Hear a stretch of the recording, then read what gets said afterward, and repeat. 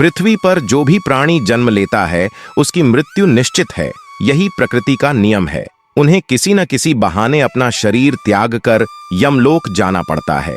पृथ्वी लोक में भगवान राम कृष्ण समेत तमाम देवी देवताओं को भी एक निश्चित समय पर अपना शरीर छोड़ना पड़ा और यमलोक जाना पड़ा। लेकिन क्या आप जानते हैं, जब किसी प्राणी की जीवन लीला समाप्त होती है तो यमलोक जाने के बाद उसके कर्मों का लेखा जोखा कौन करता है? नमस्कार दोस्तों, स्वागत है आप सभी का हमारी आज की वीडियो में। हिंदू धर्म के 18 पुराणों में एक गरुड़ पुराण में कर्म और इससे मिलने वाले फलों के बारे में विस्तार पूर्वक वर्णन किया गया है। यदि आप गरुड़ पुराण को बेहतर तरीके से समझेंगे तो इससे जीवन जीने का मार्गदर्शन मिलेगा। व्यक्ति को जीवन काल में क्या करना चाहिए, क्या नहीं करना चाहिए और कैसा व्यवहार आदि करना चाहिए, इन सभी गूढ़ बातों का रहस्य गरुड़ पुराण में है। स्वर्ग और नरक के बारे में तो हम सभी अक्सर सुनते हैं, लेकिन क्या आप जानते हैं कि स्वर्ग या नरक कैसे और किसे प्राप्त होता है? गरुड़ पुराण में स्पष्ट रूप से बताया गया है कि कैसे कर्म करने वालों को स्वर्ग या नरक का मार्ग जाना पड़ता है। हम लोगों को हमेशा लगता है कि पुण्य कर्म करने वालों को स्वर्ग की प्राप्ति होती है तथा पापी, नीच, क्रूर लोगों को नरक में जाना पड़ता है, लेकिन आप गलत है। इस कथा के माध्यम से हम आपको बताएंगे कि स्वर्ग में जाने का असली हकदार कौन है और वह कौन से कर्म है जिससे आपके सारे कष्ट और पाप समाप्त हो जाते हैं। तो आइए दोस्तों जानते हैं इस पवित्र कथा के माध्यम से। दोस्तों, एक बार धरती लोक पर 4 व्यक्तियों की मृत्यु एक ही साथ हुई थी। वह सभी लोग विचारों में अलग अलग और अलग अलग प्रदेश के रहने वाले थे। केवल संयोग से ही उन चारों का अंत एक ही समय पर हो गया था। एक ही समय पर यह के दूत उन चारों को लेने के लिए आए थे। मरने वालों में एक तो किसी प्रदेश का राजा था, दूसरा बड़ा धनी व्यापारी था, तीसरा एक पूजा पाठ करने वाला पंडित था और चौथा गरीब मजदूर था जो दिन भर मेहनत करके अपने परिवार का पालन पोषण करता था। चारों की आत्माओं को लेकर यमदूत मृत्यु के देवता धर्मराज की सभा में आकाश मार्ग से लेकर चारों आत्माओं को जा रहे थे। जब यमराज दूत उन चारों आत्माओं को लेकर यमराज की सभा में पहुंचे तो उनके सम्मुख जाकर खड़े हो गए। चारों सोच रहे थे कि कौन स्वर्ग में जाएगा और कौन नरक में जाएगा। यमराज अपने आसन पर विराजमान नहीं हुए थे। उससे पहले ही चारों आपस में बातचीत करते हुए स्वयं को ही स्वर्ग मिलना चाहिए यह कहने लगे। सबसे पहले राजा कहने लगा, देखो, मुझे तो धर्मराज पक्का स्वर्ग में ही भेज देंगे, क्योंकि मैं एक विश्वविख्यात राजा हूँ। मैं अपने अनेक कर्मों से धरती लोक पर अपना खूब नाम कमाया है। चारों तरफ लोग मेरे अच्छे कर्मों की चर्चा करते हैं। कभी भी कोई मेरे द्वारा से खाली हाथ नहीं गया। जो भी आया मैंने उसे इतना दिया कि वह जीवन भर मेरा नाम नहीं भूल पाया है। हर तरफ मेरे नाम का यह सब गान हो रहा है। मेरे द्वारा लुटाए गए दान से लाखों लोगों को खाने को अन्न मिला और रहने को आसरा मिला। इसलिए मेरे कर्मों को देखते हुए धर्मराज मुझे पक्का ही स्वर्ग में भेजेंगे। दोस्तों, राजा की बात सुनकर वह धनी व्यापारी कहने लगा, है भाई, मैंने तो पृथ्वी लोक रहकर खूब धन कमाया और उस धन से मैंने लाखों लोगों की सहायता की है। मैंने अपनी कमाई का 11वां हिस्सा सदैव दीन दुखियों की सहायता में उपयोग किया है।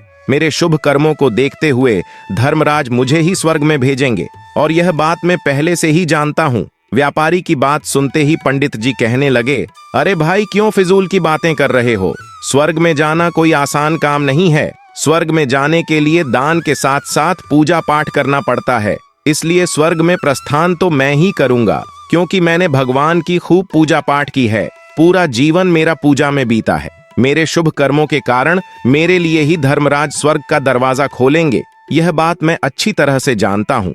जब इस प्रकार तीनों ने अपनी अपनी बातें की और अपने अपने विचार रखे, फिर वह तीनों लोग उसे चौथे व्यक्ति मजदूर की ओर की देखते हैं कि अब यह क्या कहता है। क्या इसने भी कोई अच्छा काम किया है या नहीं, या फिर इसका पूरा जीवन मजदूरी करते हुए दूसरों के अधीन रहकर ही बीता है।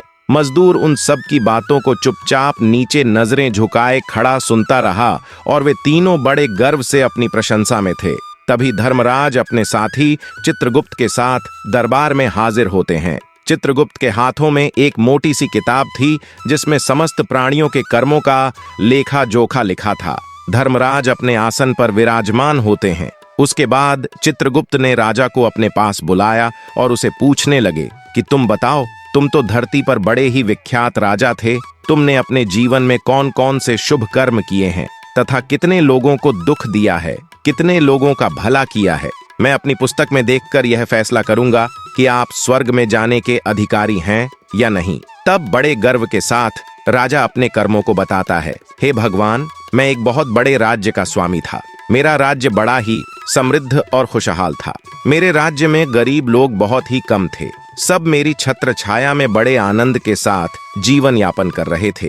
मैंने अपने राज्य के लोगों को किसी चीज की कमी नहीं होने दी। मेरे यहाँ हर भूखे को भोजन मिलता था। लाखों की धन मोर उन्हें रोज दान में दी जाती थी। प्रजा के लोग मुझसे बहुत खुश रहते थे।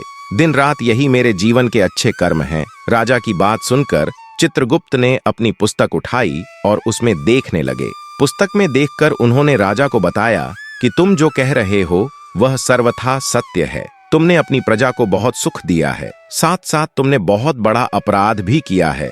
तुमने अपनी राज्य की सीमा को बढ़ाने के लिए जितने युद्ध लड़े हैं, उन युद्धों में हजारों लाखों की संख्या में सैनिकों ने अपनी जान गंवाई है। उन सब की मृत्यु का कारण तुम बने हो। उनके परिवारों को, उनके बच्चों को अनाथ करने वाले तुम हो।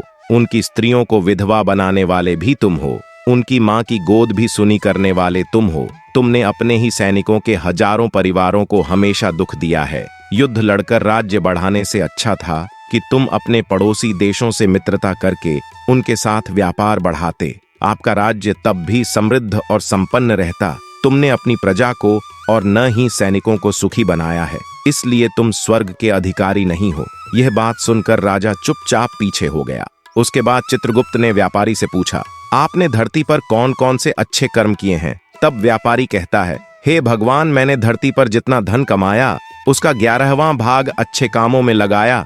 लाखों लोगों को भोजन कराया, कई आश्रमों को दान दिया है, कई बेघर लोगों को अपने धन से भर दिया है, कई शहरों में मंदिरों का निर्माण कराया है, कई जगह पर धर्मशालाएं बनवाई हैं, प्रत्येक तीर्थ में भंडारे करवाए हैं। यही मेरे जीवन के अच्छे कर्म है। व्यापारी की बात सुनने के बाद चित्रगुप्त ने अपनी पुस्तक खोली, जिसमें उसके जीवन के सारे अच्छे बुरे कर्म लिखे हुए थे। चित्रगुप्त ने बताया कि देखो, तुम जो कहते हो वह सत्य है। तुमने धरती पर खूब दान धर्म किया है, पर तुम्हारा पाप यह है कि तुमने धरती पर जो दान धर्म किया है वह तुमने उस पैसे से किया है जिसको कमाने के लिए तुमने बहुत झूठ बोला है। तुमने बहुत ठगी की है, कई चीजों में मिलावट करके बेचा है, नकली चीजों को असली के दामों में बेचा है, कितने व्यापारियों को रास्ते से हटाया है। तुम्हारे इन कर्मों से अनजाने में कितने लोग बीमार होकर मर गए हैं, कितनों ने आत्महत्या कर ली, कितनों की मेहनत का पैसा तुम्हारे पास चला आया। उन सब लोगों की बद्दुआ तुम्हारे साथ है। तुमने जो कुछ भी अच्छा काम किया है वह कम शून्य हो गया है, इसलिए तुम्हारे पास भी तुम्हारा कोई शुभ कर्म नहीं है। तुम स्वर्ग में जाने के अधिकारी नहीं हो। चित्रगुप्त की बात सुनकर व्यापारी भी बड़ा उदास होकर पीछे हो गया। उसके बाद पंडित जी को आगे बुलाया और पूछने लगे, तुमने अपने जीवन में कौन से अच्छे कर्म किए हैं? तब पंडित जी कहते हैं, हे भगवान, मेरा पुण्य यह है कि मैंने हजारों लोगों को ज्ञान दिया है, हजारों यज्ञों के अनुष्ठान को संपन्न कराया है, हजारों के घरों में पूजा पाठ कराया है, दिन रात मैंने ईश्वर का जप तप किया है, हजारों कन्याओं का विवाह कराया है, लाखों पिंडदान श्राद्ध कराए हैं, अनगिनत लोगों का मार्गदर्शन किया है। इससे ज्यादा शुभ कर्म और क्या हो सकता है? तब चित्रगुप्त अपनी पुस्तक में देखकर बताते हैं, हे पंडित महाराज, आपका कहना सत्य है। आपने वास्तव में हजारों लोगों को ज्ञान दिया है, लेकिन उस ज्ञान पर स्वयं कभी अमल नहीं किया आपने। सैकड़ों यज्ञ पूजा अनुष्ठान कराए, पर उसको निस्वार्थ भाव से किया गया। कोई कर्म नहीं था। तुम हमेशा से धन के लालची रहे हो, इसलिए तुम स्वर्ग में जाने के अधिकारी नहीं हो। अब तो उदास होते हुए पंडित जी भी पीछे हो गए। अब बचा केवल मजदूर, वह मजदूर। यह सब देखकर बड़ा हैरान था कि अब तक वह जिनको इतना महान समझ रहा था, उनमें से कोई भी स्वर्ग का अधिकारी नहीं रहा। तो मैं कैसे स्वर्ग में जा सकता हूँ? मुझे तो स्वर्ग की कल्पना भी नहीं करनी चाहिए, क्योंकि मैं तो कभी पूजा पाठ, जप तप या दान करने के लायक भी नहीं था। तो शुभ कर्म कहाँ से करता? मैं तो मेहनत मजदूरी करके सारे जीवन अपने परिवार का भरण पोषण करता रहा। वह मजदूर यह सब बातें सोच ही रहा था। इतने में ही चित्रगुप्त ने उसे भी आवाज लगा दी और उससे पूछा, किंतु वह मजदूर तो पहले से ही कहने लगा, भगवान, मैं धरती पर एक गरीब के घर में जन्म लिया था। दान, हवन, पूजा पाठ करने के मैं लायक ही नहीं था तो मैं शुभ कर्म कहां से करता। मैं तो अपने परिवार का पालन पोषण बड़ी मुश्किल से करता था। मैं जानता हूं भगवान कि मैं स्वर्ग में जाने का अधिकारी नहीं हूं। मैंने धरती पर भी नरक भोगा है और आगे भी नरक में ही जाने की हैसियत है। किंतु हे प्रभु, यहाँ पर भी मेरी एक इच्छा है। मैं स्वर्ग में तो नहीं जा पाऊंगा, लेकिन मैं एक बार स्वर्ग को अपनी आंखों को झपका कर देखना चाहता हूँ। इससे अधिक मेरी कोई इच्छा नहीं है, क्योंकि मैंने ऐसा कोई काम नहीं किया है जो कुछ देर के लिए ही मुझे स्वर्ग में पहुंचा दे। मजदूरी के बाद लोगों की सेवा के लिए मेरे पास समय नहीं बच पाता था। बचा हुआ समय मैं अपने बूढ़े माँ बाप की सेवा में लगा देता था। उन्हें खिलाता पिलाता, उनके वस्त्र बदलता, यही मेरी दिनचर्या थी। मुझे तो मंदिर में जाने का भी अवसर नहीं मिलता था। मजदूर की बात सुनकर चित्रगुप्त ने अपनी पुस्तक में देखकर पूछा, हे मानव, तुम ध्यान से सोचकर बताओ कि तुमने कभी तो कोई शुभ कर्म किया होगा। तब मजदूर अपने पूरे जीवन के घटनाक्रम को याद करता है। तब उसे याद आता है कि एक बार उसे बहुत तेज भूख लगी थी। वह रोटी खाने के लिए बैठा ही था। इतने में वहां एक बहुत ही कमजोर बीमार कुत्ता टहलता हुआ आ गया, जो ठीक से चल भी नहीं पाता था। वह आकर मेरे सामने बैठ गया और मेरी रोटी की ओर गौर से देखने लगा। मैं समझ गया कि वह कुत्ता बहुत भूखा है। मेरे अंदर से आवाज आई कि बेजुबान जानवर को छोड़कर तू अकेला कैसे खा सकता है। मैंने वह रोटी स्वयं न खाकर उस कुत्ते को खिला दी। उस दिन मैंने पूरे दिन भूखे पेट रहकर ही काम किया था। मजदूर की बात सुनकर चित्रगुप्त मुस्कुराए और उसका हाथ पकड़कर बड़े सम्मान के साथ उसे स्वर्ग में लेकर गए और बोले, वास्तव में आप ही स्वर्ग में रहने के अधिकारी हो। प्राणियों पर दया दिखाना ही सबसे बड़ा शुभ कर्म है। मनुष्य जो भी काम निस्वार्थ भाव से करता है, वास्तव में उसका ही उसे सबसे बड़ा पुण्य मिलता है। निस्वार्थ भाव से किया गया जन कल्याण के लिए एक छोटे से छोटा काम भी आपके सैकड़ों पापों को नष्ट कर देता है। लोगों से लालच, मोह और स्वार्थ के वशीभूत होकर किया गया शुभ कर्म भी फलदायी नहीं होता है। इसलिए ध्यान रहे, जीवन में अच्छे कर्म अच्छी भावना के साथ करना चाहिए। ऐसा नहीं होना चाहिए कि आपने किसी से धन छीनकर या चुराकर कर्म में लगा दिया हो। बाद में इस धन को दान पुण्य में जाने से मनुष्य नहीं उभर सकता। दोस्तों, स्वर्ग में वही व्यक्ति जाता है जिसने निष्काम निस्वार्थ भाव से प्राणियों की सेवा की हो। भले ही उसने जीवन में एक पैसा भी दान ना किया हो, पर वह जिस लायक था, अपनी सामर्थ्य के अनुसार उसने निस्वार्थ भाव से जो भी काम किया, वही उसकी मुक्ति का रास्ता तय करता है। तो आशा करते हैं आपको यह कथा अवश्य ही अच्छी लगी होगी। अगर दोस्तों कथा आप लोग को अच्छी लगी हो तो वीडियो के कमेंट बॉक्स में जय श्री हरि विष्णु लिखकर वीडियो को लाइक करके चैनल को सब्सक्राइब कर लीजिए। आप लोग का धन्यवाद।